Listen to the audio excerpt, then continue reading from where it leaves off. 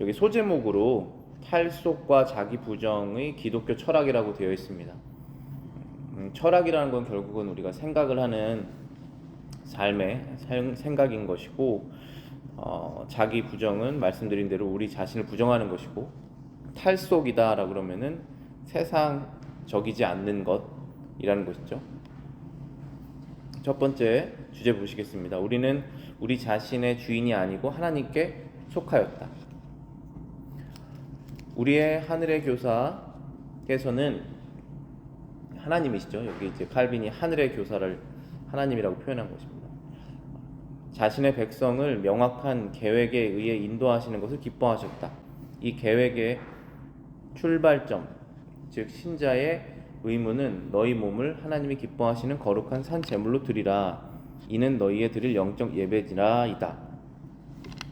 로마서 12장 1절에 보시면은 우리의 몸을 하나님이 기뻐하시는 거룩한 산 제물로 드리라. 이는 너희가 드릴 영적 예배니라 라고 말씀하시는 것은 우리 인생 전체를 다 하나님께 드려라 라고 하는 말씀이죠.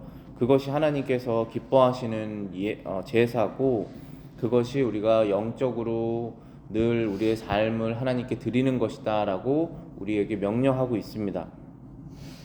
하나님께서는 성경을 통해서 하나님의 백성들이 어떻게 살아가야 할지, 생활해야 될지를 말씀해 주시는 것인데, 그것의 시작, 출발점은 결국 자기 부인이고, 자기 부인에 대한 예로 우리 삶의 전체를 하나님께 드려라 라고 하는 로마서 12장 1절 말씀이라는 것입니다. 그런데 2절 말씀 보시면 이렇게 되어 있습니다. 너희는 이 세대를 본받지 말고 오직 마음을 새롭게 함으로 변화를 받아 하나님의 선하시고 기뻐하시고 온전하신 뜻이 무엇인지 분별하도록 하라 라고 되어 있습니다. 자, 이 세대를 본받는다는 것은 세상을 본받는다는 것이거든요. 우리가 아무 생각 없이 살다 보면은 이 세상에서 말하는 대로, 생각하는 대로, 좋다고 하는 대로 따라가게 되어 있으니까 세상을 본받지 말라라는 명령을 먼저 하신 것입니다. 그리고 마음을 새롭게 함으로 변화를 받아서 하나님의 뜻이 무엇인지 분별해라.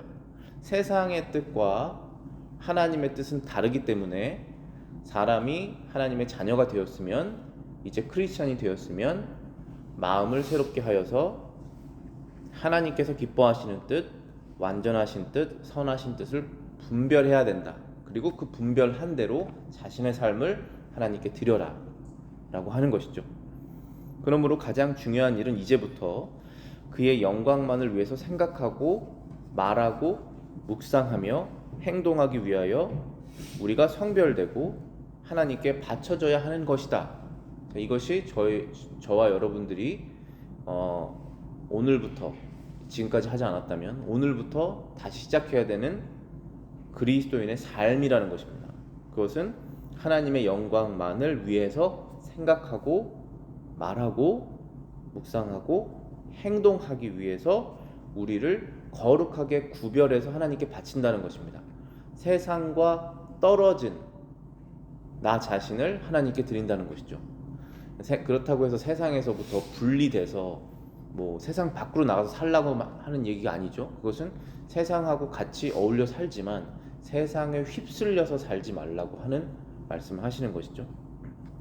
왜냐하면 거룩한 것을 속되게 사용하면 반드시 하나님께 현저한 손상이 되기 때문이다.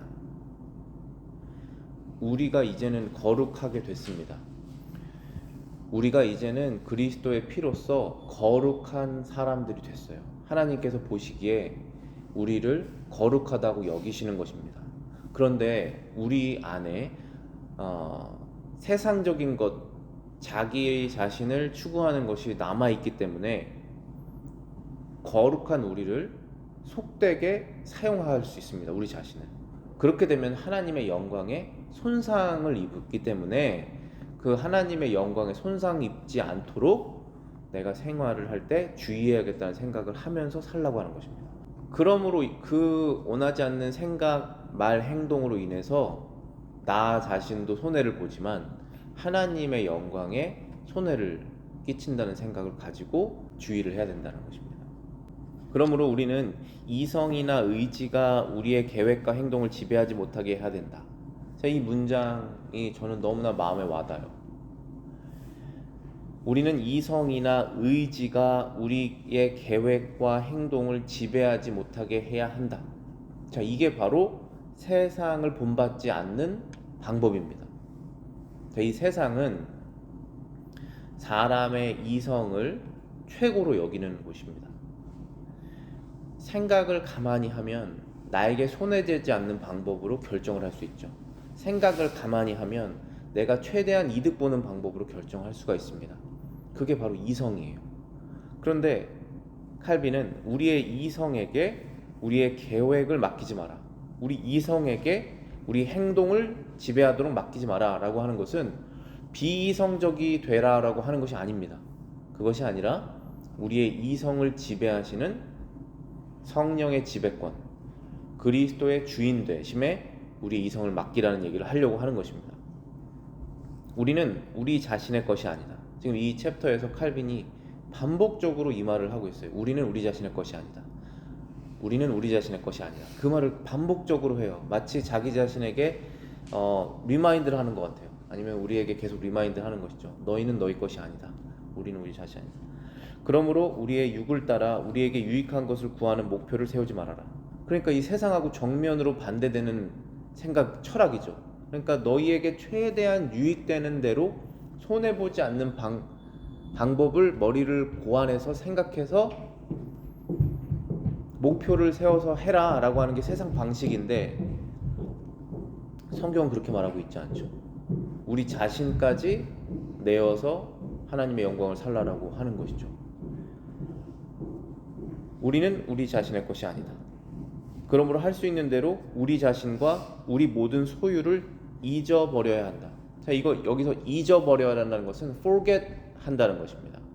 잃어버리라는 것이 아니에요. 우리의 자신과 우리의 모든 소유를 다 버리고 산속으로 들어가면 그거는 불교입니다. 그것이 말하는 것이 아니에요.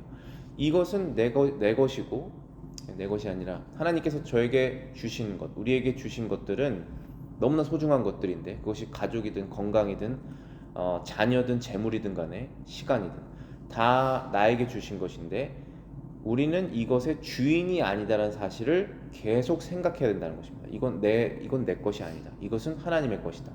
이것은 하나님을 위해서 사용돼야 된다. 심지어 내 자신도, 내 목숨도 이것은 하나님의 것이다. 하나님을 위해서 사용돼야 된다라는 생각을 반복적으로 계속적으로 마음속에 마음을 새롭게 하면서 하여라. 그래야지만이 세상에 휩쓸리지 않게 될 것이다 라는 것입니다. 우리는 하나님의 것이다. 지금까지는 칼빈이 우리는 우리의 것이 아니다 라는 것을 말했다면, 지금부터는 우리는 그럼 누구 것이냐? 그럼 하나님의 것이다 라는 것을 말하기 시작합니다. 그러므로 그를 위해 살고 그를 위해 죽어야 한다. 이것이 우리의 목표점이자 그리스도인의 삶의 시작점입니다. 이것이 아주 어려운 교리가 아니죠. 막 이해하기 굉장히 어려운 얘기가 아닙니다. 우리는 우리의 것이 아니고, 우리의 삶도 우리의 것이 아니고 하나님의 것이고, 그를 위해서 살고 그를 위해서 죽어야 된다. 아주 이해하기 쉬운 내용이죠. 단지 실현하기 어려울 뿐입니다.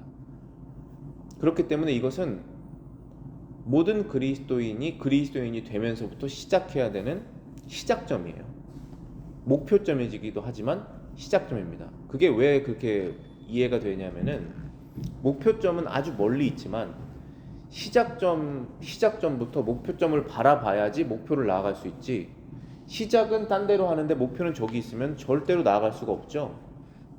완전하게 우리가 이룬 것은 아니지만 이 방향성을 가지고 시작해야 된다는 것입니다.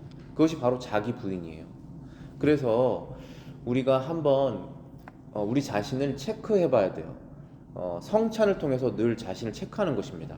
이건 내 삶이 아니고 이건 주님의 삶이구나 라는 거 체크해 보는 것이고, 누군가 세례를 받았어요. 그럼 세례식을 통해서 다시 한번 기억하는 것입니다. 나의 세례를. 내가 그때 주님과 함께 죽었었지. 이제는 주님과 함께 살고 주님께서 내 안에서 사시는 것이니까 내 인생은 주님의 것이다 라는 것을 다시 기억하는 것입니다. 그러므로 그의 지혜와 그의 뜻이 우리의 모든 행동을 주관하게 해야 된다.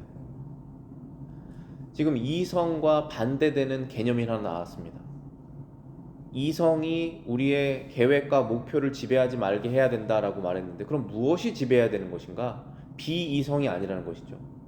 그것이 아니라 하나님의 지혜와 하나님의 뜻이 우리의 행동을 주관해야 된다. 이제부터 우리는 어떤 것을 결정할 때 나의 이성을 최대한 사용하는 것이 아니라 나의 이성을 최대한 사용하지 않는 것입니다. 우리는 하나님의 말씀대로 결정하는 사람입니다. 하나님의 말씀대로 말하는 것이에요.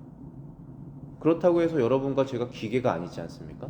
여러분들 그런 결정 늘 해보시잖아요. 하나님의 말씀대로 생각하고 말하는 거 결정해보셨잖아요. 그때 여러분들이 기계처럼 느껴지지 않으시잖아요. 오히려 감사와 찬양과 만족이 있지 않습니까? 그 좁은 길을 갈 때. 우리는 내 말을 하는 것이 아닙니다. 하나님께서 원하시는 말을 하는 것입니다. 우리는 하나님의 것이다. 자기가 자신의 것이 아님을 깨닫고 자기의 이성으로부터 지배와 주권을 빼앗아 하나님께 드린 사람은 얼마나 큰 유익을 얻겠는가. 자, 여러분들 한번 생각해 보십시오. 여러분들 사랑하는 가족도 있으시고 형제 자매도 있으시고 친구도 있으신데, 만약에 성령이 없는 사람들, 저도 그런 친구들이 많이 있거든요. 굉장히 똑똑한 친구들, 학창 시절부터 성격도 좋고 공부도 잘한 친구들 많이 있어요. 그런데 예수 그리스도 믿지 않습니다. 성령이 없어요. 그들의 이성은 굉장히 발달돼 있죠. 그들의 이성이 생각한 대로 결정하는 것을 따랐을 때 저도 손해보지 않는 것이 있습니다. 왜냐하면 그들은 손해보지 않거든요. 이성이 발달돼 있기 때문에. 계산을 잘합니다. 그런데 그것이 하나님이 원하시는 것이 아니라는 것에 우리가 그 결정을 따르지 못하는 것이에요. 자기가 자신의 것이 아님을 깨닫고 자기의 이성으로부터 지배와 주권을 빼앗아 하나님께 드린 사람은 얼마나 큰 유익을 얻겠는가. 자, 세상 사람들은 이 사람을 보고 어떻게 생각할까요? 너무나 비이성적이다, 너무나 어리석다라고 말하겠죠. 우리는 근데 그 길을 가고자 하고 선택한 사람들입니다. 여러분을 선택하시는 거예요. 왜냐하면 하나님의 나라에 우리의 상급이 있기 때문에 그렇습니다. 그리고 그렇게 하나님의 나라의 상급이 아주 작을지라도 그렇게 이 땅에서 가는 것이 옳다라고 하는 사실을 마음에서 동의 됐기 때문에 그런 것이에요. 설득되었습니다. 그렇게 하는 것이 옳다. 옳지 않은 것을 할 땐 남의 마음에 불편이 생기기 때문에 그렇습니다.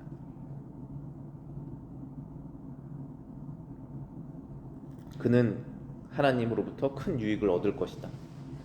우리의 유일하고 안전한 구원은 아무것도 아는 채 하지 않으며 아무것도 스스로 힘으로 행하려 하지 않고 주의 인도만을 따라가는 것이다. 주님의 인도만을 따라간다는 것은 굉장한 용기와 믿음이 필요합니다. 그리고 인내가 필요해요. 왜냐하면 세상적으로 이성이 발달한 사람들은 아무의 다른 사람의 인도가 필요 없어요. 주님의 인도가 필요 없습니다. 바로 지금 결정하면 되는 것이에요. 자기가 계산을 해서 이성적으로 판단을 해서 딱 결정하면 됩니다. 굉장히 빠르죠. 그런데 하나님의 뜻을 따라서 가는 사람들은 시간이 필요합니다. 하나님께서 인도하시는 것을 보면서 따라가야 되기 때문에 내가 먼저 가지 못해요. 불기둥이 먼저 가고 그만큼 가는 것입니다. 불기둥이 옮겨지면 성막이 옮겨지죠. 성막은 하나님의 임재를 상징하는 것이잖아요. 우리가 한 발 나아갈 때 하나님께서 뒤따라오시면 안 되는 것이죠. 하나님께서 먼저 가시면 우리도 가는 것입니다. 그 삶을 사는 것이 바로 자기 부인이다라고 설명하는 것입니다. 근데 그것이 느릴지라도 어려울지라도 유일하게 안전한 구원의 방법이다 라고 말하고 있습니다. 아무것도 아는 채 하지 않는다. 아무것도 스스로 힘으로 행하지 않는다. 그러니까 우리는 정확하게 모릅니다. 어떤 방향으로 나아갈지 주님께서 알려주시면 그때 알게 되는 것이에요. 스스로 힘으로도 할 수 없습니다. 능으로도 힘으로도 하는 것이 아니라 오직 하나님의 영으로 하신다고 말씀하셨죠. 하나님의 영이 하시는 것입니다. 섬긴다라는 표현을 저희가 많이 쓰는데, 하나님을 섬긴다라고 했을 때 그것은 하나님의 말씀에 순종하는 것일 뿐만 아니라 모든 육적인 의식을 버린 빈 마음을 하나님의 영이 명하는 것으로 전적으로 돌아서게 하는 것을 의미한다. 즉, 섬긴다는 것은 자기 마음을 단순히 비운다는 것뿐만 아니라 또 채우는 것입니다. 내 마음속에 육적인 욕심, 세상적인 욕심, 내가 원하는 것들을 버리고 완전하게 비운 상태에서 하나님께서 명하시는 것으로 채우는 것입니다. 그것이 하나님을 섬기는 방법이다라는 것입니다. 이것이 생명으로 들어가는 첫 관문이지만 모든 철학자들은 이 변화를 알지 못했다. 당연히 알지 못하죠. 생명으로 들어가는 첫 관문입니다, 이것이. 그런데 철학자들은 이 변화를 알지 못합니다. 여러분들 교회에서 뭐 내려놓음이라고 하는 단어를 많이 쓰는데, 내려놓는다, 포기한다는 것입니다. 포기한다는 것입니다. 그거 불교에서도 쓰는 단어거든요. 내려놓는다, 포기한다는 뜻입니다. 근데 포기를 하고 그럼 무소유에서 끝나는 것이잖아요, 그게 포기가. 근데 그것이 아니에요. 저희들은 가지고 있는 것을 가지고 하나님을 위해서 사용하는 것이죠. 내 마음속에 욕심을 버리고 주님을 섬기는 마음으로 채우는 것이죠. 내 입에서 나오는 하나님께서 기뻐하지 않는 말을 내가 하지 말아야겠다라고 멈추면 그 다음부터 벙어리가 되는 것이 아닙니다. 그 다음에 다음 단계가 있잖아요. 마음을 새롭게 하여 하나님께서 원하시는 선하고 기뻐하시고 완전하신 뜻을 행하기 위해서 그러한 말을 하는 것이죠. 다른 사람의 덕을 위해서 말을 하는 것이죠. 사랑으로.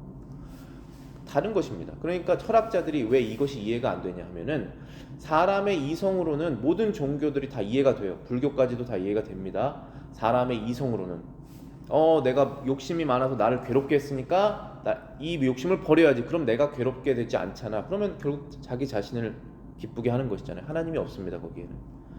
그것이 아니라 하나님께서 원하시는 것이 이것이고 그리스도께서 나를 위해서 죽으셨고 나는 주님의 것이니까 나는 이렇게 행동해야지라는 것이 그리스도인의 삶이죠. 그래서 철학자들이 이 변화를 알지 못하는 이유는 심령이 새롭게 되어라는 말을 이해하지 못하기 때문에 그렇습니다. 심령이 새롭게 된다는 것은 마음속에 성령이 우리의 마음을 새롭게 하신다는 것이군요. 성령이 없기 때문에 이해가 안 되는 것이죠. 거듭난 거잖아요, 이게. 거듭나지 않으면 이해할 수 없다는 것입니다. 바울은 이것을 너희의 심령이 새롭게 되어라고 불렀다. 철학자들은 이성만을 사람 안에 있는 유일한 지배 원리로 설정하고 이성의 소리만을 들어야 한다고 생각한다. 이성만을 사람 안에 있는 유일한 지배 원리로 설정하고 이성의 소리만을 들어야 한다고 생각한다. 즉, 이렇게 되면은 뭐가 신이 되냐면 사람이 신이 되죠. 이 세상에서 가장 이성적으로 생각 잘하는 사람이 신이 됩니다. 한마디로 그들은 이성에게만 인생의 지위를 맡긴다. 결국은 인생의 지위를 맡긴다는 것이 내 인생의 주인이라는 뜻이잖아요, 그게. 그러면 저와 여러분들은 그리스도인으로서 하나님께서 나의 주인이십니다. 그러면 그분께서 명령하신 대로 우리는 생각하고 말하고 행동합니다. 그런데 철학자들은 성령이 없기 때문에 뭐로만 결정하냐면 이성으로만 결정하는 것입니다. 생각하고 말하고 행동하고. 그렇게 되면 그들은 절대 하나님을 자기 주인으로 삼을 수 없고 결국은 이성이라는 것은 자기 자신이죠. 자기 자신을 주인으로 삼는 것입니다. 그런데 자기 자신을 주인으로 삼는 사람은 하나님이 주인이 아니시기 때문에 반드시 그 사람은 우상을 섬기게 되어 있습니다. 그것이 물질이든 그것이 명예든 어떠한 자신의 세상적인 목표든 그것을 따라서 살 수밖에 없습니다. 그것을 마귀가 사용하죠. 그것이 먹는 음식이든 그것이 세상의 권력이든지 간에 아니면 자기를 자랑하는 것이든지 간에, 광야에서 예수님을 시험한 세 가지잖아요. 그것을 가지고 사람을 유혹하여서 결국 그것을 끝까지 쫓도록 만드는 것입니다. 왜냐하면 주인이 하나님이 아니시기 때문에. 그러나 기독교 철학은 이성에게 성령에게 양보하고 항복하고 복종하라고 명령한다. 우리는 성령에게 나의 이성을 복종하는 것을 선택한 사람들입니다. 그것을 해야 되는 것이에요. 그리하여 이제부터는 자기 자신이 사는 것이 아니고 그리스도께서 자기 안에 사셔서 지배하는 것을 들을 수 있게 된다.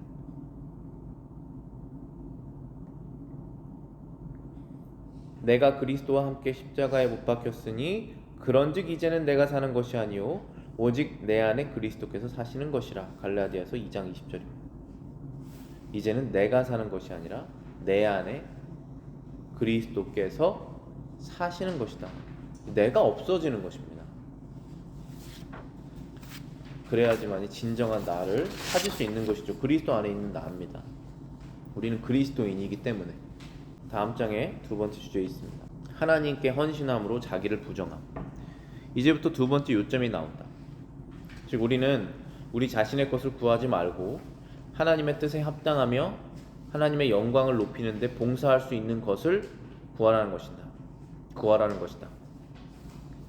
성경이 자신에 대한 염려에서 떠나라고 명령할 때에 그것은 소유욕과 권세욕과 명예욕을 우리의 마음에서 없애버릴 뿐 아니라 인간적인 영광에 대한 야심과 열망, 그리고 그 외에 더 깊이 숨어있는 해악을 뿌리째 뽑아버린다. 그러니까 자기 부인이라는 것이 그리스도인의 삶의 첫 번째 시작점인데, 그것이 무엇인가 했을 때 그것은 자기를 부인하고 하나님의 영광을 높이는 것을 선택한다는 것입니다. 성경에서 우리에게 너희들 아무 염려하지 말아라, 염려하지 말라는 말씀을 많이 하시는데, 그 염려하지 말라는 그 말씀은 무엇이냐면 소유욕과 권세욕과 명예욕을 우리의 마음속에서 없애버리라는 것이고, 인간적 영광에 대한 야망과 열망, 그리고 더 마음속 깊이 숨어있는 해악을 뽑아버리라는 말씀인 것이죠. 이렇게 해서 그는 그가 소유한 모든 것을 하나님의 결정과 판단에 맡길 수 있다는 것입니다. 이제는 내가 가지고 있는 것으로 내가 하나님을 위해서 드디어 사용할 수 있는 순간이 오게 된다는 것입니다. 우리 자신을 부인하게 되면. 그 전까지는 할 수 없어요. 이것은 그의 마음속의 의도까지 양심적으로 온전히 하나님께 맡길 것이다. 그 마음속에 있는 의도까지 하나님께 맡긴다는 것은 굉장히 자유로운 것입니다. 왜냐하면 이것을 맡기지 못하기 때문에 우리가 손해를 보는 것이거든요. 무슨 일을 하든지 항상 하나님을 바라볼 줄 아는 사람은 동시에 모든 허탄한 생각을 멀리하기 때문이다. 이것이 바로 그리스도께서 자기를 섬기려는 제자들에게 그들의 사역의 출발점에서 가장 절실하게 요구하시는 자기 부정이다. 무슨 일이든지 항상 하나님을 바라볼 줄 아는 사람은 동시에 모든 허탄한 생각을 멀리할 수 있다. 이것이 바로 그리스도께서 자기를 섬기는 자들에게 사역의 출발점에서 가장 절실하게 요구하는 자기 부정이다. 자기 자신을 부인하고 주님의 뜻을 이룬다는 것입니다.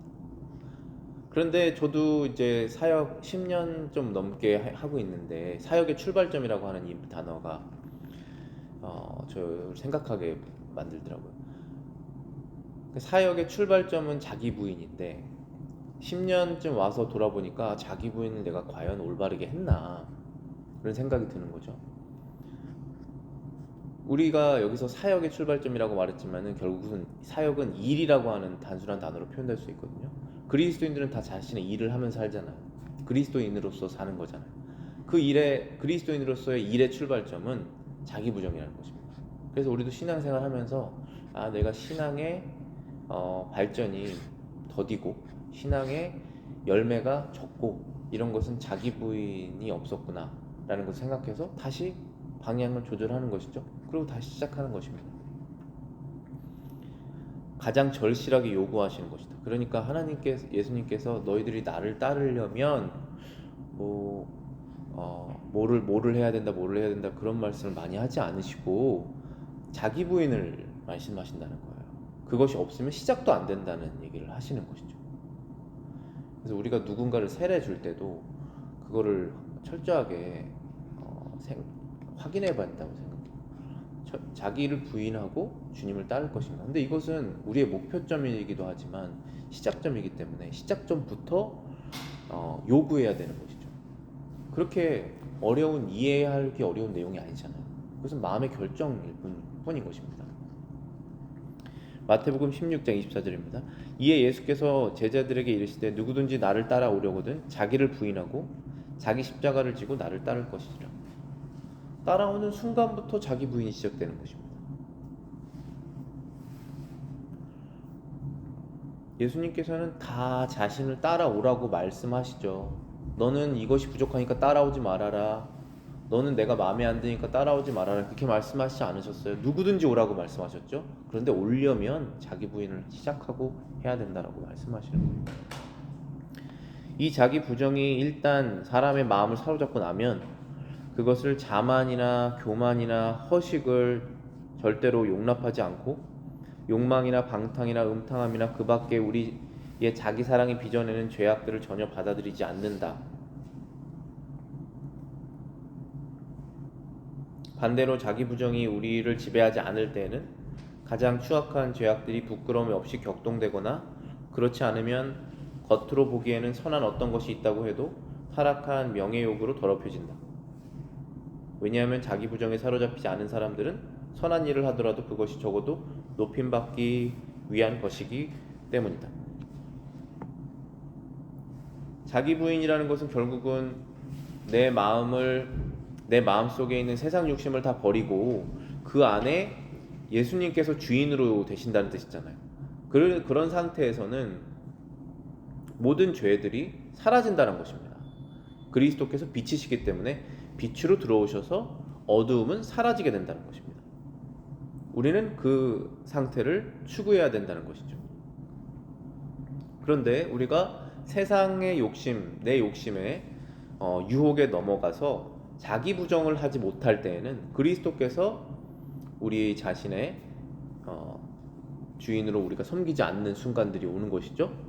그 순간순간에는 가장 추악한 죄악이 부끄러움 없이 격동된다는 것입니다. 우리의 생각이든 말이든 행동이든지 간에 그전에는 부끄러웠던 것이 부끄럽지 않게 갑자기 나온다는 것입니다.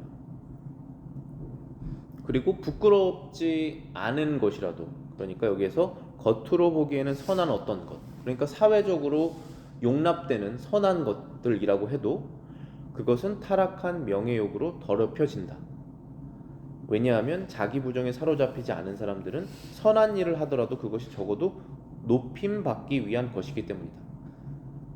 그러니까 우리가 성경에 보면은 너희가 말을 하더라도 주님께서 주시는 능력으로 하는 것처럼 해라, 행동을 할 때라도 주님께서 주시는 능력으로 하는 것처럼 해라 라고 하면 우리는 그 행동의 결과가 아주 선해서 다른 사람들에게 유익을 끼쳤을 때 하나님을 찬양할 수 있게 되죠. 왜냐하면 그것은 나의 능력이 아니었기 때문에. 그런데 자기 부정이 아닌 상태에서 선한 일을 했을 때는 자기 자신의 칭찬을 요구하는 것이죠.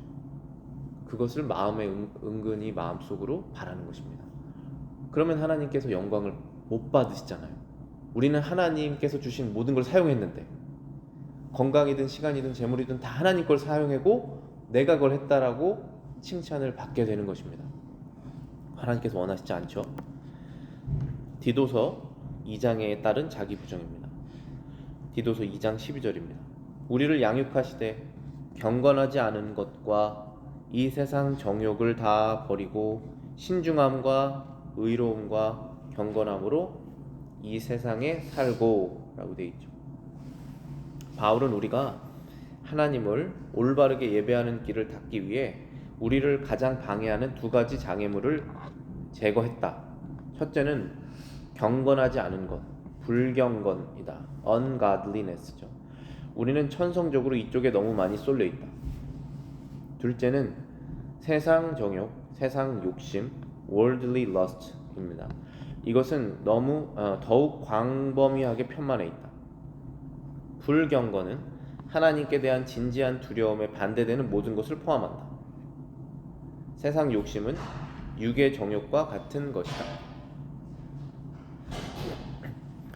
디도서 2장 12절에 보시면은 바울이 우리가 자기 부정을 하는 것에 가장 큰 걸림돌 두 가지를 제거했다라고 지금 말하고 있습니다. 첫 번째는 경건하지 않은 것, 두 번째는 세상 욕심이라는 것입니다. 근데 경건하지 않은 것이 무엇이냐 하면은 하나님께 대한 진지한 두려움에 반대되는 것을 모두 말한다. 그러니까 우리가 말하고 생각하고 행동했을 때 하나님에 대한 진지한 두려움과 사랑이 있을 때에 하는 것과 하지 않는 것이 어떠한 차이가 나냐면은 하나는 경건한 결과가 나오고 하나는 경건하지 않은 결과가 나온다는 것이죠. 그리고 세상 정욕, worldly lust라는 것은 더 광범위하게 우리의 삶 전반에 퍼져 있는데 그것은 세상 욕심, 우리의 몸의 욕심이라는 것입니다.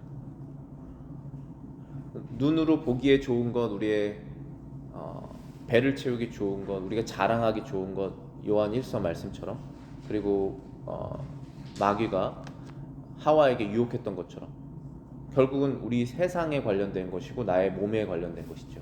영적인 것이 아닙니다. 그것들이 우리를 방해한다는 것입니다. 이 방해물이 사라지지 않죠. 우리가 죽는 순간까지는. 바울은 인생의 모든 행동을 세 부분으로 제한한다. 곧 근신함과 의로움과 경건이다.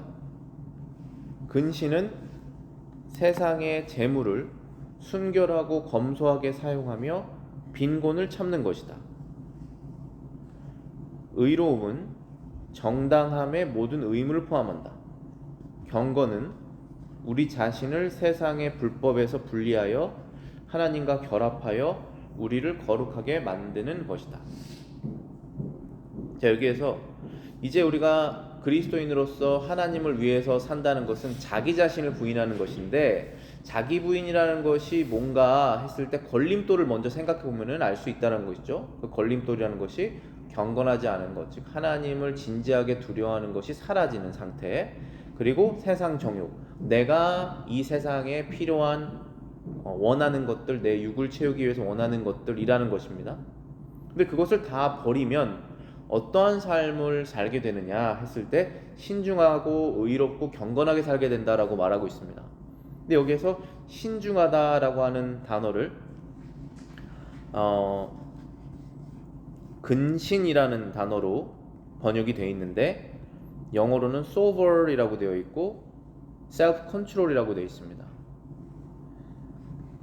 이 근신함이라는 것을 칼빈이 해석하기를, 근신이라는 것은 세상의 재물을 사용하는 것에 관련된 것이다 라고 해석을 하고 있죠. 세상 재물을 순결하고 검소하게 사용하며 빈곤을 참는 것이다 라고 말하고 있습니다. 그래서 여러분들이 신앙생활 하시면서 이 재물을 이길 수 있습니다. 재물에 마음을 흔들리지 않을 수 있어요. 하나님께서 우리 자신의 주인이 되시면. 그래서 요즘에 제가 사도행전 강의하고 있잖아요. 사도행전에서 그때 당시에 로마 그리스 사람들이 섬기는 우상들 이름 보면은 지금 이탈리아나 유럽의 명품들 있잖아요. 명품들, 굉장하게 돈을 많이 주고 사야 되는 명품들의 그 이름들이 거기 우상에서부터 많이 나왔어요. 그러니까 그게 묘하게 떨어지지 않습니다. 계속 사람들의 삶 속에 붙어 있어요. 그러니까 가방을 100불짜리 굉장히 퀄리티 좋은 걸 살 수 있는데 10,000불짜리를 사는 것이죠. 그것은 아무리 퀄리티가 좋아도 퀄리티 때문에 산다라기보다도 명예욕이나 과시욕으로 살 수 있는 것 아니겠습니까? 세상 사람들이 사는 방식과 다르게 사는 방식이라는 것을 알려주는 것입니다.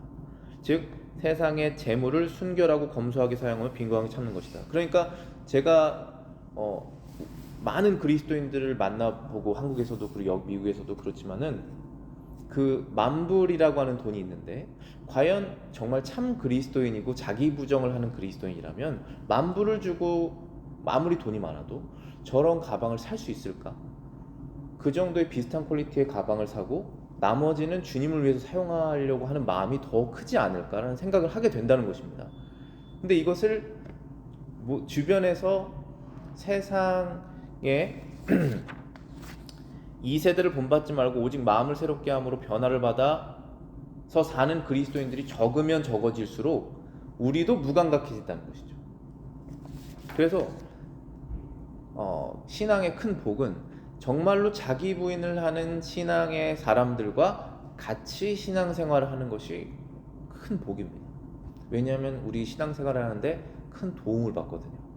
그렇지 않은 상태에서는 정말 어렵습니다. 그래서 예수님께서 아예 아무것도 모르는 사람들은 그렇게 마귀의 자식아, 위선자들아 이렇게 얘기하지 않으셨어요. 오히려 종교인들 중에 자기들은 종교생활 잘한다라고 하면서 예수님 따르지 않는 바리새인들에게 독사의 자식들아 이렇게 얘기를 했지 않습니까? 그러니까 우리가 주의해야 되는 것은 신앙생활을 한다라고 하면서 자기 부인을 하지 않는 사람들을 더 주의해야 돼요. 의로움은 정당함의 모든 의미를 포함한다. 이것은 우리가 손해를 보더라도 이것은 정당하기 때문에 이걸 해야 돼 라는 마음이 든다는 것입니다. 경건은 우리 자신을 세상의 불법에서 분리하여 하나님과 결합하여 우리를 거룩하게 만드는 것이다. 경건이라는 것은 결국은 거룩인데 거룩이라는 것은 그 말 자체에 분리라고 하는 의미가 들어있거든요.